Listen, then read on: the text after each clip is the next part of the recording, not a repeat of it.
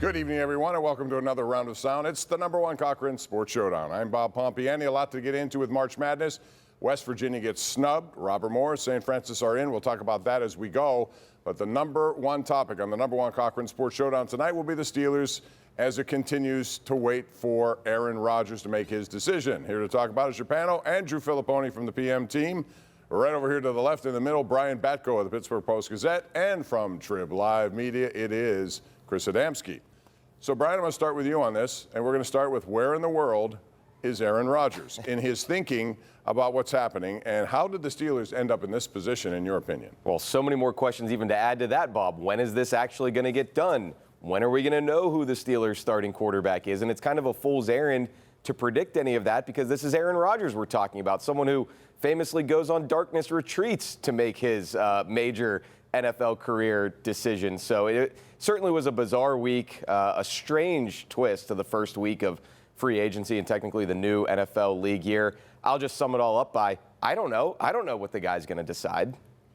Do you think the Steelers have a time frame here, Andrew, or are they just leaving it right up to him on this? No, they are, and that's what makes this thing a farce to me, is that Aaron Rodgers knows he's in control, he knows he's in command, and it's really a sad state of affairs when the Steelers are so desperate for a 41-year-old quarterback who went 5-12 last year. And no, you guys have not done this, thankfully. But I have to hear people, like they did last year with Russell Wilson, try to make his 28-touchdown season sound like he was Tom Brady 2.0. They won 5 games. When the Jets got killed here last year, not a single person, no one in the 68,000 Heinz Field crowd said, you know what, we'll take that guy as our quarterback next year. It's a joke that we're sitting here and some people in the Steelers organization are praying on their hands and knees that this guy's going to come here and be their quarterback. Well, I agree with what you're saying, and I didn't say that, but using record though, I mean Russell Wilson a winning record. Then are we going to go back to? Is that make me a good decision then? If you're going to go by saying that the Jets went 5-12, I mean the Jets he had are some a big dumpster fire. games in that season where he outdueled Josh Allen. Hold on a second. You don't think the quarterback has the most say in how a team does wins and losses wise, Chris? I do, but are you trying to say then that the Russell Wilson should be back because he had a winning record last year? No, I'm saying Russell Wilson. I'd prefer Russell Wilson for this team to Aaron Rodgers. Yeah, actually. I disagree there. I think he's still a better player than Russell Wilson. Now, all the baggage that comes with him from the outside. Well, yeah, you have to take that into account. Oh, I think Russ would have some too if he came I agree back with at that. this They're point. both bad So, options. Yeah, I'm with you. One guy's played well with DK Metcalf. The other guy we don't know. He didn't get along with Garrett Wilson last year. Russell Wilson, they had the choice. Right. I don't want life in the NFL if you don't have a franchise quarterback. This is what 2/3 of the teams deal with almost every year. They no, that's not true. Two-thirds of the league does not pray for Aaron Rodgers, Chris. Didn't have it for 18 years, and this is what happens, though. Your choices are a 41-year-old guy who's past his prime, a 37-year-old guy who's past his prime, a second round, or a guy should be drafted in the 3rd round. I mean, it sounds like you're making excuses for him. Or like Mason Rudolph. Chris, is what it sounds like. It sounds to me like you're making excuses like, well, you had a franchise quarterback. What do you do now? This is what happens. Like, it's not their fault. That's what it sounds like from you. You don't think they're culpable here at all? Well, no, I do think they're culpable. Okay. I'm just saying that's where they're at. I mean, they took a 11st-round pick. Now, they obviously took the wrong guy. I mean, they took they made their choice of guys that year, so they've tried to address this. And listen, you're right. I am not absolving. That's not my position here. I'm just saying this is life of the NFL. You either have a great quarterback or you try to find one. Brian, let's play a little bit of game here then. All right, so the options seem to be Aaron Rodgers comes here. Aaron Rodgers goes to New York. Aaron Rodgers may end up in Minnesota. Aaron Rodgers may say, I'm not doing anything and retire. Or a 5th option could be, I'm going to wait until week 10. What do you think he's going to do when it all said and done? He could do that. No, I know, but it's just how you're asking us to get inside Aaron Rodgers' brain. And you hear so many that's hard to do, but you hear so many mixed things now, even too, on is Minnesota really interested, or is this some sort of ploy to drive up the price? Although it Why sounds not like then back out if this is the case? For the Vikings or for the Steelers? Because they think he's probably the best option on the market for them. I mean, I do think that signing Mason Rudolph was a good move because it covers their behind a little bit. But to Pony's point earlier, which I agree with, it does probably make it more likely that they are in this pitiful position of hoping that Aaron Rodgers picks them over the Giants, which is a little less sad that he might pick the Vikings because they have a lot of infrastructure and good players there. But the Vikings, unlike these other two teams that are in this predicament, they have a young guy who could be ready to go. To like him. Is Rodgers like, the old crazy like a fox here, that he somehow got a bidding war despite being like the sixth option of offseason quarterback acquisitions? We thought he was kind of a leftover guy who might not get a job at all. All of a sudden here, he's holding two teams. Almost there are three teams. If you want to throw I guess the Titans aren't really involved, but multiple teams involved in almost a bidding war for his services. Supply and demand. There's scarcity there. It could be worse. It could be Russell Wilson visiting the Giants and Browns. I think he's been Mike Tomlin's preference the entire time. I think Mike Tomlin has wanted Aaron Rodgers as the quarterback. Even at 41. More than Justin Fields. Yeah. Yeah, I think that's a mistake. Well, hold on a second, though. But how can you disagree with that? They're going to pay Aaron Rodgers more than they would have paid Justin Fields. So by that logic, Tomlin likes Aaron Rodgers more than Justin Fields. Bob's just saying that's a mistake, which I agree. I think they should have tried to work something out with Fields, even if it meant matching the Jets' offer, and at least try to get something out of that 24 I'm just talking back to what Chris said. I don't think he was sixth on their list. I think he was number one. I think they preferred Aaron Rodgers over all these guys. Fields basically to know that he would not say yes to it and go to the free agent, and then they wouldn't match. They offered Fields $30 million. They're going to pay Aaron. That's a false equivalency. You can't just say you can like one guy a $10 million cap hit, another guy your second choice a $40 million cap hit as your second choice. If you could build a team, if you got like last year, they took Russell Wilson for nothing, for free essentially. Right. That was a better option than paying. I agree. $10 million for whoever, or $20 million for whoever, $40 million for whoever. Yeah. That might have been. I mean, you're saying you can't. Say No, I'm saying I might like a guy for value at 15 more than 30. That's what you're saying, right?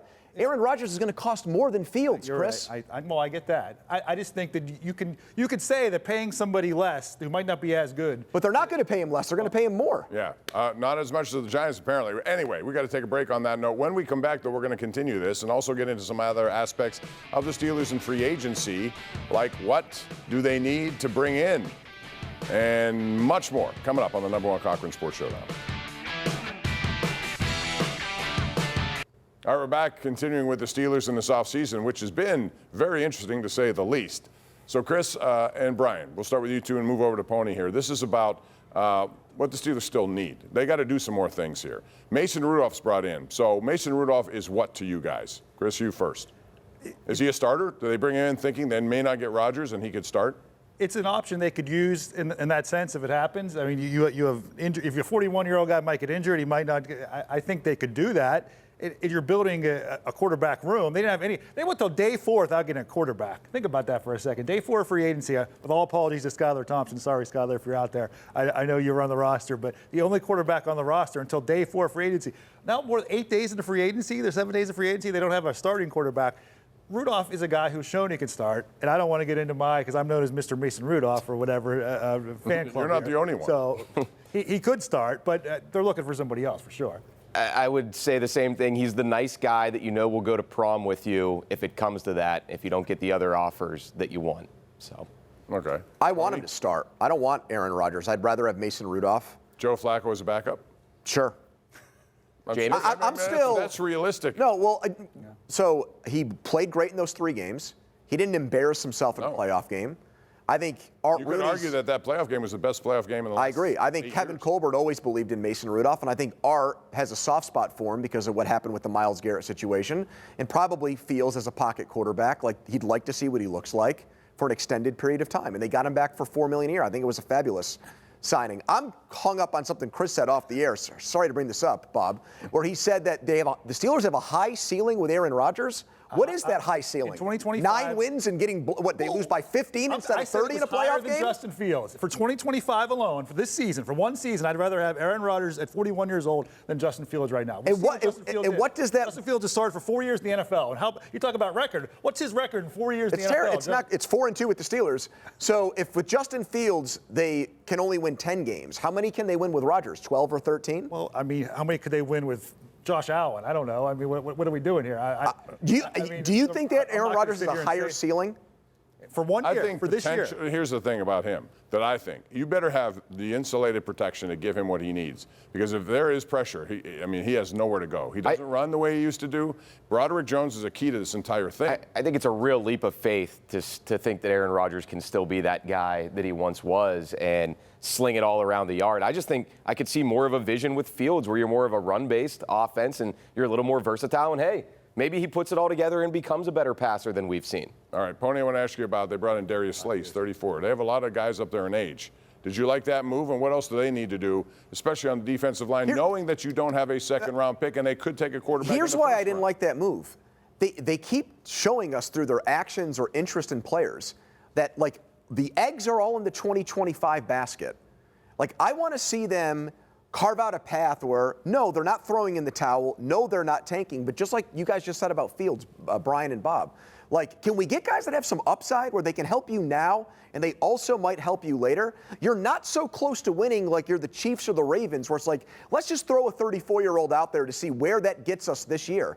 It's like they've been down that road before. It's like they're operating like we need to win now, but I don't understand why that is. I get it. We complain about them not winning a playoff game all the time, but I'm just shocked that they're taking so many chances on guys that are Band-Aids for one season. Yeah, it's like they've got 1 foot over here and 1 foot over here when you're signing a Darius Slay at that age for 1 year, and he's on record as saying he might only play 1 more year in the NFL. Now, I think from the Steelers' perspective, they're thinking, maybe this guy's the final piece and we can finally become that top 3 or even number 1 ranked defense that we so badly want to be. I would have gone with someone who's more of a, mid-20s, maybe he's a first or second rounder who didn't work out with his first team. Let that guy roll the ball out, compete with Corey Trice, and now you're sort of building something for the future opposite Joey Porter Jr. Especially the 3rd year in a row, they probably said the same thing. Patrick Peterson can put us over the top. Exactly, Dante Jackson, I don't know, put us over the top, but, could be your top-tier starter. 1 minute to go here, and I just want to ask you guys whether or not the Steelers will take a quarterback now in the first round. Let's say they don't get a second-round pick.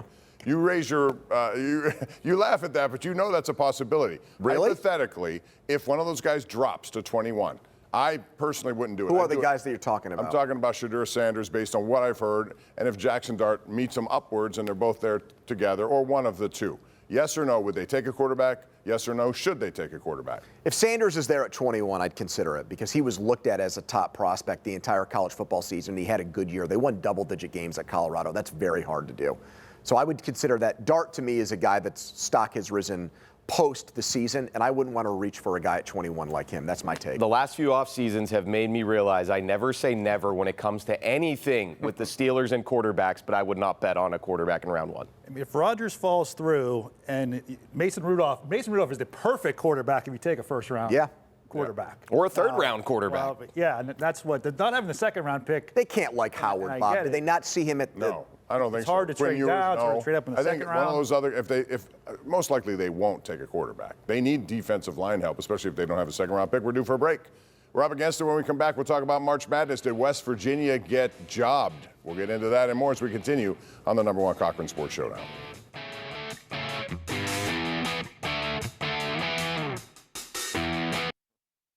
All right, welcome back. It is March. It is Madness time.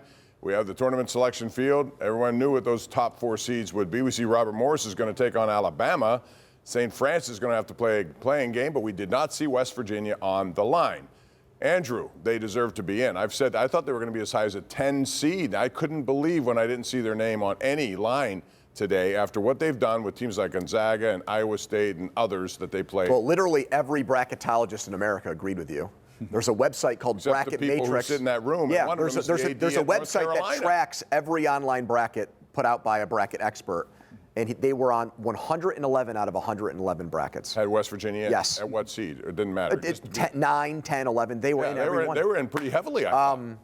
It just makes no sense. The only thing that passes my eye test or sniff test is the fact that the head of the NCAA tournament committee is North Carolina's athletic director. Yeah, I'll say this much. I think they probably should vastly consider, maybe let's get some of these more analytical-minded people with no potential conflicts of interest involved in these tournament decisions, because you could at least remove yourself a little bit from what Pony just suggested there with any sort of... Do you disagree with me?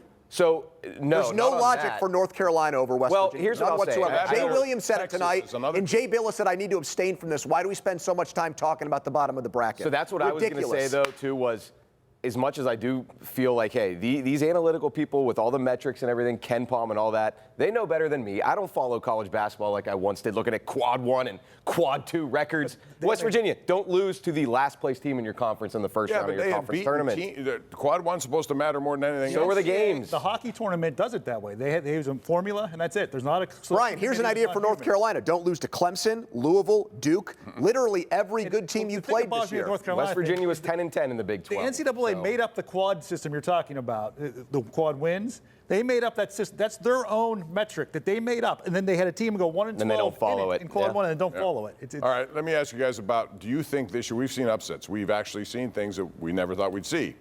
How many upsets, Pony, I think this is going to be the most upsets of big time. I don't think chalk. We talk about chalk. I don't, of all the 4 number 1 seeds, I bet you 1 gets there, 3 don't. I think that's good math. I think percentages would back up what you said. You know, the thing that's weird about this season is that so many of the high-end teams don't have great players. They're true teams made up of a lot of veteran players, seniors, guys that aren't going to play in the NBA. St. Like John's. Auburn. Right. Auburn has no NBA players. Auburn has Broom. Janai Broom He's not going to be an NBA potential player, national player of the year. But you got teams like Illinois, Arkansas that are lower on the John bracket. Calipari? He gets in that are his first year. That have NBA guys, but didn't have good seasons. So in that respect, I could see it going. What I would say, what I would say is I don't know that there will be as many in the first round, but I think you could see more in those second and third rounds. A pro gets hot and takes down one of those top seeds. So I think it's going to be a fun tournament yet again. I just think Duke is. I know they play in the ACC, and the ACC is so far down. And I know they lost 2 games. They've lost 1 game since Thanksgiving. And they've been just like their best players hurt. Yes, so that's a huge caveat. Yes. I don't think he has to play in the first game, but he'll be back if they last. By the way, how about Auburn has to play basically at Louisville in the second round? Yeah. If Louisville, that's great. Louisville's a very How does the committee make that mistake? Hey, Robert Morris gets to go to Cleveland. What happens? Alabama's going to be outnumbered by the Colonial fans. I mean, 14 SEC teams. I've never seen a number like that, and they're going to be hard pressed to not Texas going 6-12 in their matchups. conference and making the tournament. That's what I said. I just like, what are we West doing? Virginia should have been there ahead of them as well. Like 14th out of 16 place, and you make your. Well, we'll find out. It all begins on Thursday. We'll have a lot of coverage here on KDK and CBS throughout the course of the week. When we come back, Tristan Jarry is back and playing well. What does that mean? Next.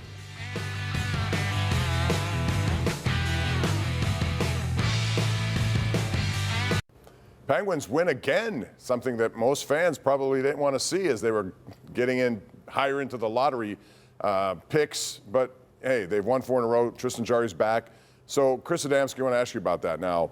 What is the best-case scenario for him and them if he continues to play this way throughout the course of – I don't think they're going to be in a playoffs, even though they're like 4 or 5 points out, but they have to hurdle a lot of teams. Yeah. What does it mean to have him play well, and what do they do with it? Well, I think it's in their best. I think it's in their better interest if Jarry plays well. I understand I understand tanking. I understand finishing lower. I just don't think from drafting 4th, 7th, 8th, 6th is really that big of a difference. Yes, it is better, of course. But if Jarry can actually become somewhat of a tradable asset that you can somehow even eat half of his contract or whatever it might be, in any way that that happens, which this. So you're not going to believe in him as being the guy who can next year come back. I think that's. How could you? Yeah. I'm asking the question. So, but it's like, what other team would do that? I would 31 other teams, one of them has to do it. But I mean, that's an scenario. option. Right. They may decide. They signed him. Yeah. Andrew, they were the ones who said, hey, we're going to give you $27 million, right? I mean, I guess to Pony's point, you almost don't want this to become a fool's gold situation where all of a sudden he's playing well at the end of the season, and then people are talking into, he's getting his confidence back, and this could be great for him long term. So it's a strange situation for them to be in. Like you said, I mean, last time I was on this show, we were sitting here debating should they trade Ricard Raquel at the trade deadline, and now, I mean, hey, it's nice to get some wins for good vibes, and people say it's good for the culture and the team and building toward next year, but I wouldn't blame anybody who's I don't buy that at all. They were south. one of the best teams in hockey in March and April of last year. What did it get them? Yeah, they were horrible for the first 60 games of this Why season. did that happen again? And it's happening again. Right. They're getting better late in the year when they dug a hole. Low-pressure games. And short-sighted almost, right? To feel like it's going to change anything when you need to not lose track of the big picture, which seemed to be coming into focus before they went on this little mini hot streak. And I don't know, like last year, maybe I was drinking Kool-Aid last year, but look at the roster right now, the third line, the second line. I mean, the guys are putting out there outside of the first line, and I guess you could say Carlson and Letang. Timmins has been good. The defense corps actually maybe you got a couple things there, but yeah, I don't think this team's good enough to go on a run, let alone everybody else lose. But I do think getting somebody, a taker for Carlson or Jari over the offseason, if they play well enough down the stretch that you can unload one or both of them, ideal. That's more important than almost anything that could happen in the last. I have a minute left. Did Kyle Dubas do a good enough job in rebuilding? He's now focused on what happens next. Has there been enough rebuilding in your mind, Andrew? Well, all he's done is really accrue picks. So he's got to cash those picks into either players, right, NHL players, or draft guys, right? So no, I can't say. No, he gave Jari an extension. He signed Ryan Graves and he traded for Erik Karlsson. So yeah, he's done better things lately as far as the moves he made at the trade deadline, but that doesn't make up for his previous sins, in my opinion. I would just say jury's still very much out, and let's see what he does this offseason with more time and space to operate here. I mean, he's did a pretty good job collecting assets he's done, but again, playing both sides of the fence, keeping on Raquel and Grzelcyk, and I mean, Carlson's hard to move. I get it. So they're still having. We'll see if they are done. I don't know if this is, I don't say rock bottom, but in terms of the rebuild, the asset collection phase of this is over, or if it still goes on into the summer or into the next year. And it could. You never know. Rickard Raquel still has 3 years left on a contract, and they may, in the offseason, find somebody who wants him at a price that they like better than they had now. All right, I want to remind you about number 1 Cochran Ford. You know, they just added a 5th store, and to celebrate the new number 1 Cochran Ford Youngstown, all of their Western Pennsylvania locations have Ford Fab 5 grand opening savings. Pick any 3 or any one of their $350 offers that you have. You can buy or lease for a new Ford. Plus, enjoy 5 times the selection with more than 950 models available. Learn more at Cochran.com or visit number 1 Cochran Ford, Monroeville, Allegheny Valley, or Butler County, and we'll be right back.